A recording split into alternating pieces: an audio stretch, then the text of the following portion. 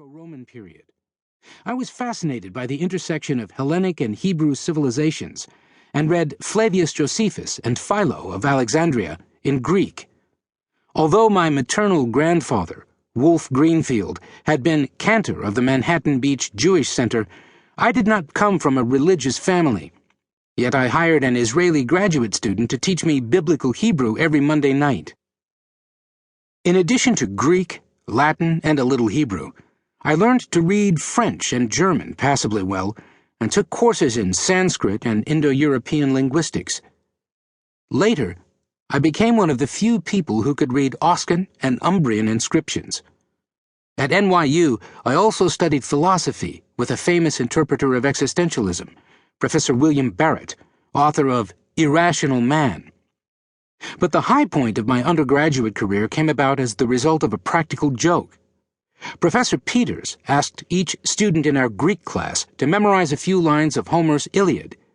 Carried away by enthusiasm for ancient poetry, and with time to kill while waiting for the uptown subway, I memorized the first 135 lines of the Iliad in Greek.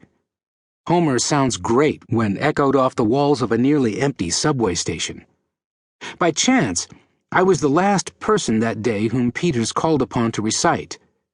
When I came to the end of my assigned lines, I said, in an offhand way, "Shall I go on?" Peters nodded yes, and I then fluently recited about 100 lines of Greek epic poetry from memory. At that moment, providentially, the bell rang. The following fall, in his large Near Eastern history class, Peters said, in a deadpan way, "In ancient times it was common for palace watchmen to memorize all 15,693 lines of the Iliad.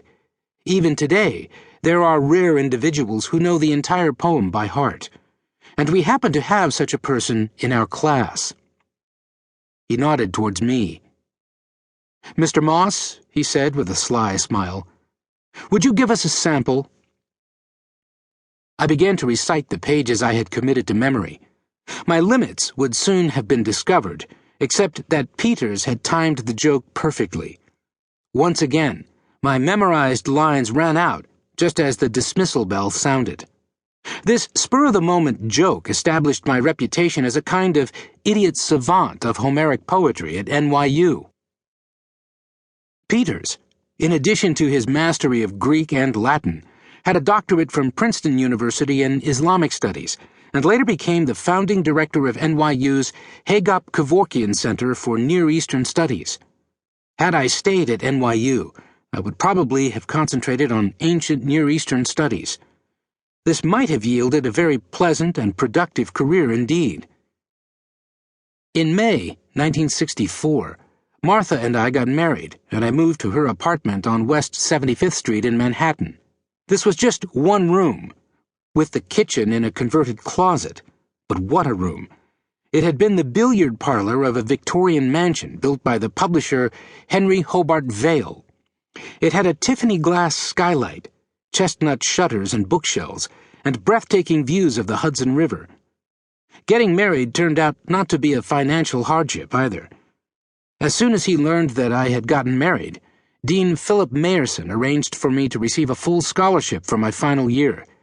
It didn't hurt that he was one of my Latin teachers. In retrospect, what undid my career in classics was something happening halfway around the world: the Vietnam War. It was not that I was ever in danger of being drafted. Our daughter Melissa was born in December 1965, and our son Benjamin came along in June 1967, both very providential for my 3A draft exemption. But starting with the assassination of President Kennedy in November 1963, our world, along with that of millions of our contemporaries, seemed to veer out of control.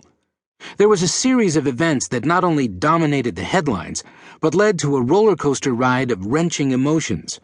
The assassination of Malcolm X, Martin Luther King, and Robert Kennedy, the Senate's duplicitous Tonkin Gulf resolution, and even the massive Northeast blackout of November 1965, and a quickly ensuing transit strike undermined our faith in the government and our hopes for a peaceful future. One day, towards the end of my